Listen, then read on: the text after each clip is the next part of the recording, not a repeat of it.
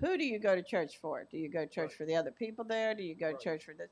Or do you go to church for your relationship between you and God? Right. So for me, it's the who. And the who am I trying to please every day? Am I trying to please Mike? Am I trying to please myself? Right. Or am I trying to please God? For me, it's the who. Right. And It's and very good. and just keeping that in mind every morning when I get up and read and pray. Right. The who, when I go out and I meet somebody, who am I doing this for? Right. I want to help people, but at the same time, why am I helping them? Right. And who am I doing it for? Am I doing it for my glory, or am I Right. doing it for His? Absolutely. Absolutely. That's so good. And I'm going to turn this back to you. I promise I am. But people keep bringing up stuff, and it's like playing spiritual whack-a-mole. I got to hit this stuff when it pops up, right? Brother Wimmer knows what I'm talking about. You got to hit those things. Even though he's my purpose, he's my why, he's the who, however you want to look at it. Okay. That relationship. Let me be clear about this. I want to clarify. Because it's not that I get up and I pray and I talk to him and I get in the Word and I try to do his will, because if I don't, he's going to be upset with me. Right. God is not interested in a domestic abuse situation. That's right. He doesn't want that kind of relationship with you, is what I mean. Yes. He does not want the kind of relationship where you have to fear him of, if I don't do this, what's he going to do? If I don't do this, is he going to be there for me? God cannot love you more. His love for you is infinite. That means it cannot be any greater, but it also means it cannot be any less. You can't mess up big enough for God to say, I love you less today than I did yesterday. Right. It's impossible. And so, because as a response to that kind of love, that's why I remain resilient in the fact of, I want to walk as close to him as I possibly can, because I've never experienced a love and a relationship like that in my life. This is not, what have you done for me lately? And, well, I forgot to pray yesterday, or I had car trouble and I didn't get to read the Word yesterday, so now today I can't go to God with my needs. No, you still can.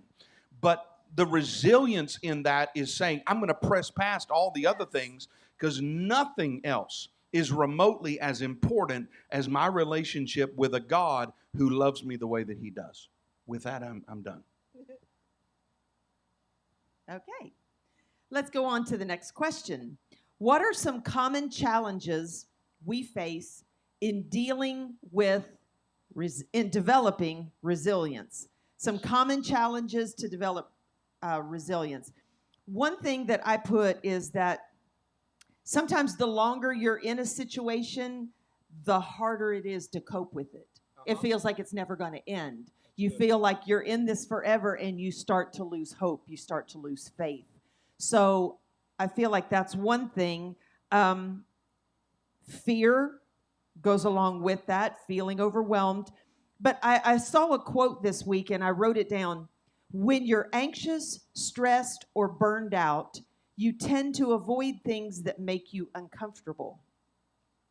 That can make you feel stuck. Mm-hmm. What you need to do is get out of your comfort zone and take a step toward the thing you want in spite of the fear.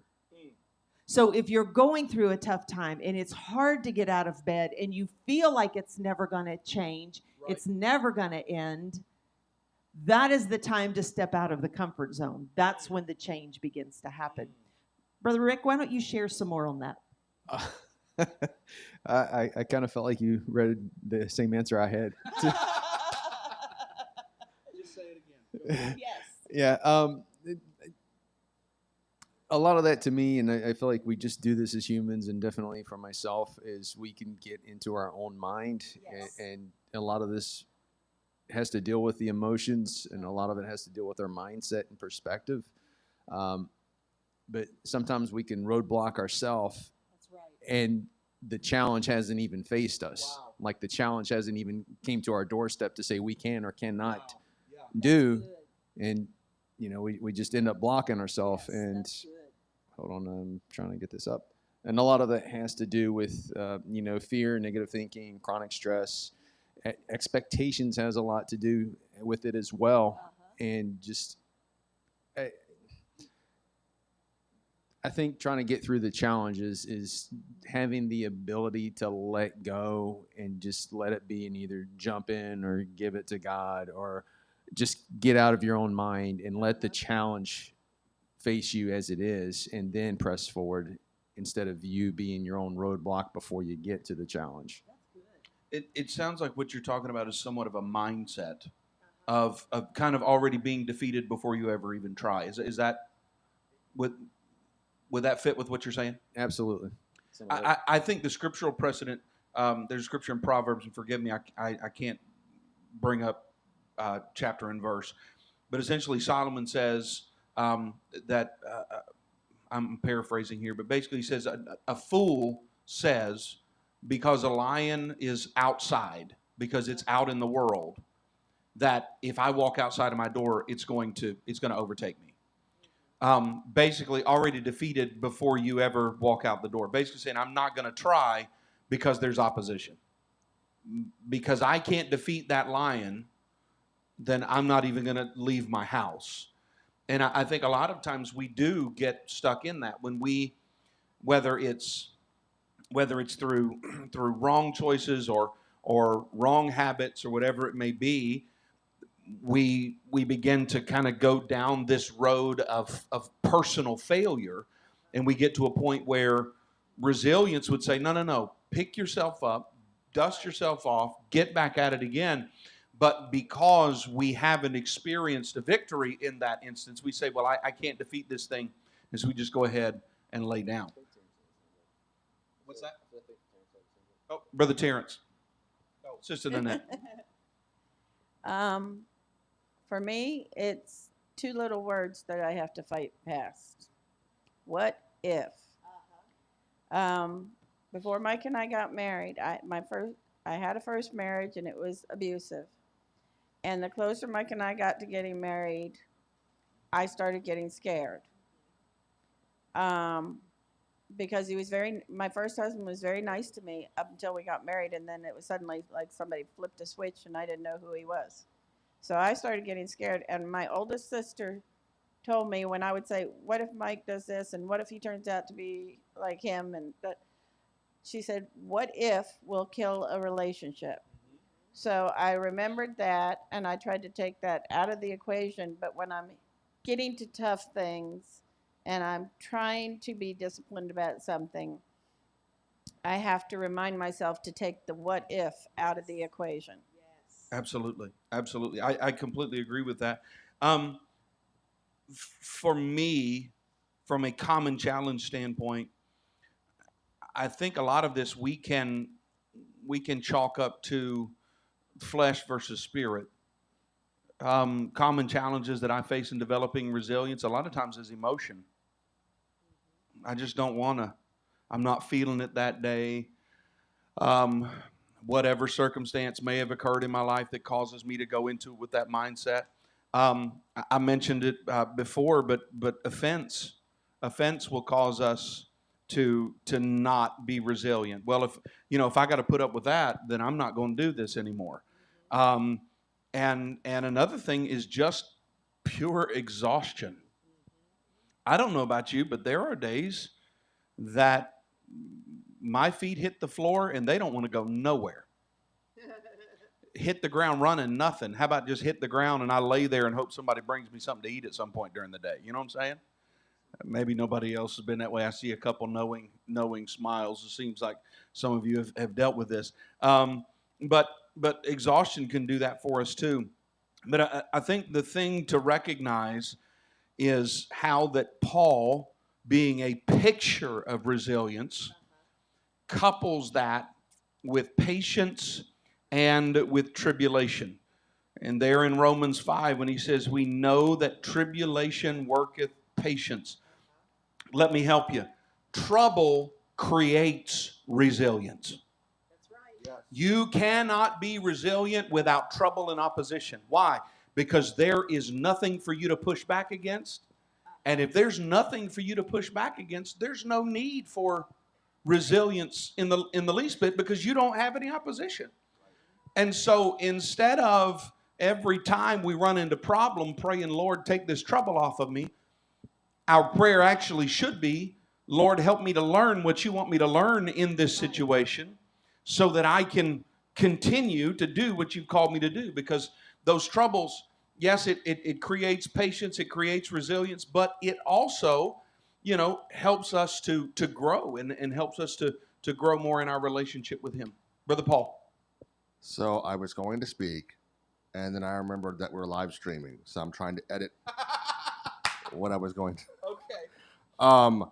Because I appreciate the edit. I'm a little concerned to what the unedited version would be for those of us in the room. And I'm just teasing. No, I'm teasing. No, I'm teasing. Okay, Go right okay. ahead. It's just you never know who's going to watch these things. I do. Right. I understand. Going back to Sister Nanette's point, and Right. Sister Nanette, I love you. I'm not trying to pick at you. I've been through this to a point myself. Right. And I've been with people, had connections with people that I thought liked to help me with things, and then I learned down the road they didn't, but they never Right. said so. Right. They gave visual cues. Right. So then Dawn came into my world, and I started to say things like, my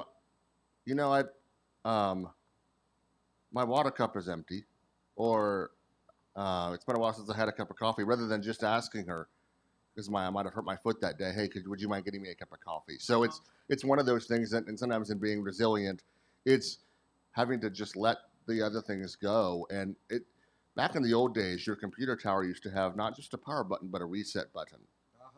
And that's because back in those times, it was harmful more than it is today to do even a hard shutdown. So there was a reset button, so the components wouldn't totally turn off. And it's just hitting that reset, and like I say before, for me, asking God, how do I pursue this properly? How do I handle this new thing, and not put old baggage onto this person? Oh, that's good. Absolutely. So good. Brother Greg. I like a lot of things that Paul had to say to the Romans. Earlier in the book, so chapter 1 or 2, he was talking about the fact that he said, my prayer for Israel is he was happy that they had a zeal, but he said it was not according to knowledge. Right. But you can take that farther, because while our zeal and our discipline needs to be tempered with knowledge, the older we get and the longer we allow ourselves to walk in a rut, that knowledge can tamper and our zeal and our desire, because we've just been through so many things. This life has been so hard. I don't know. A kid, they'll run out in front of traffic. You know what I'm saying? And I'm not advocating running out in front of traffic, but they're not scared of anything. Right. And as adults, we're terrified of everything. Right. It's because our zeal for a while was according to knowledge, and it was great. But if you go to the other side of the spectrum, knowledge can be a bad thing. That's true. Absolutely. I look at it in the way you're describing it reminds me of the Christmas season. Everybody talks about, oh, you've missed the joy of Christmas, the magic of Christmas. Because as a child, it is all about Christmas. Every day when you wake up, all day long, and when you go to sleep at night, and it's all about Christmas.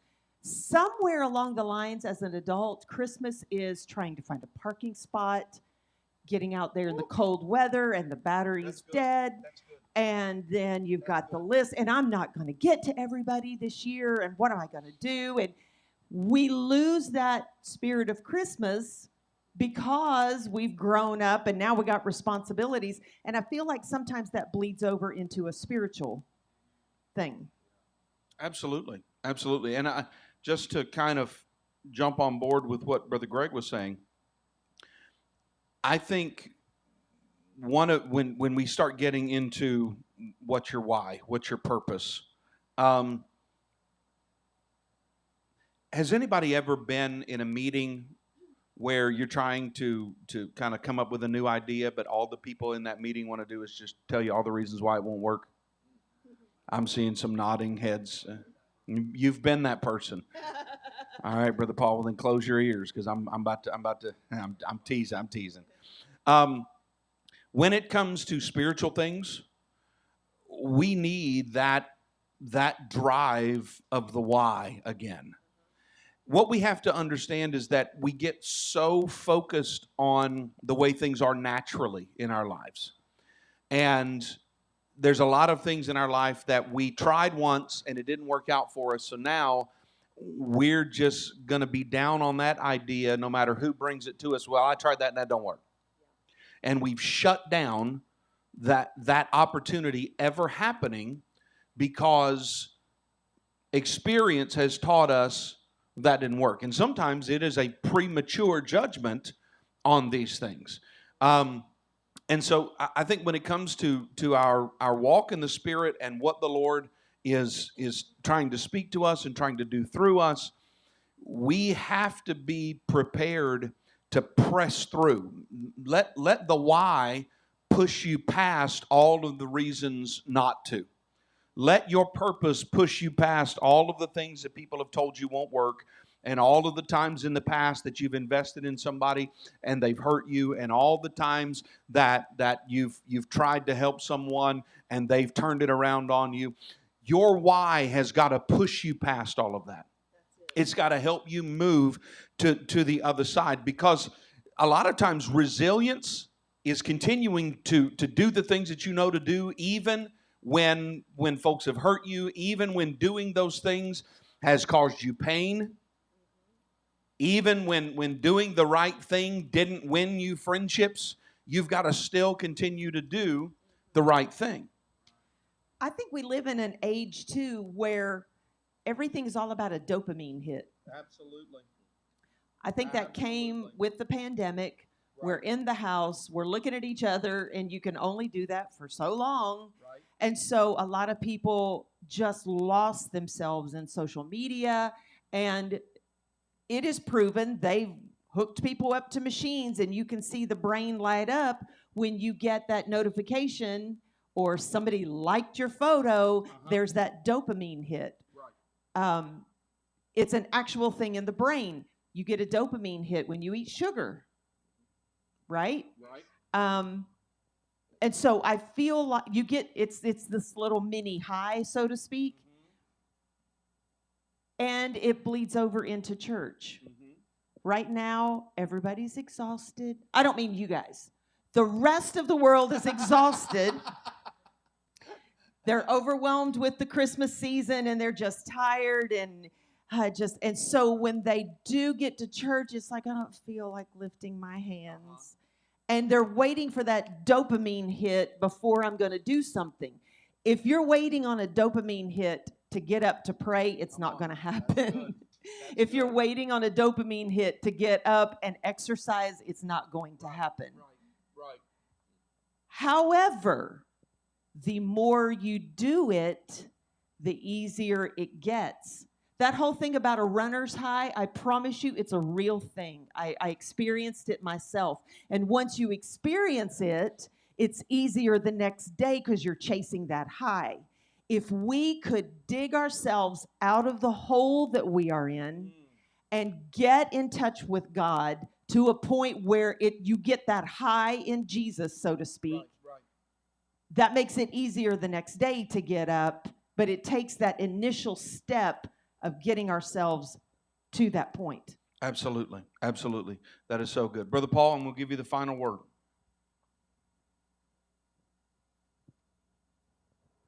It just popped in my head. The nice thing about the Jesus high is there's no letdown. That's a truth. You can coast on through, and he's going to love you through it. That's a truth. That's so good. That's yes. so good. All right. Thank you so much. Let's just lift our hands again. We thank the Lord for his word today. God, we thank you. We thank you, Lord, for everything that's been spoken.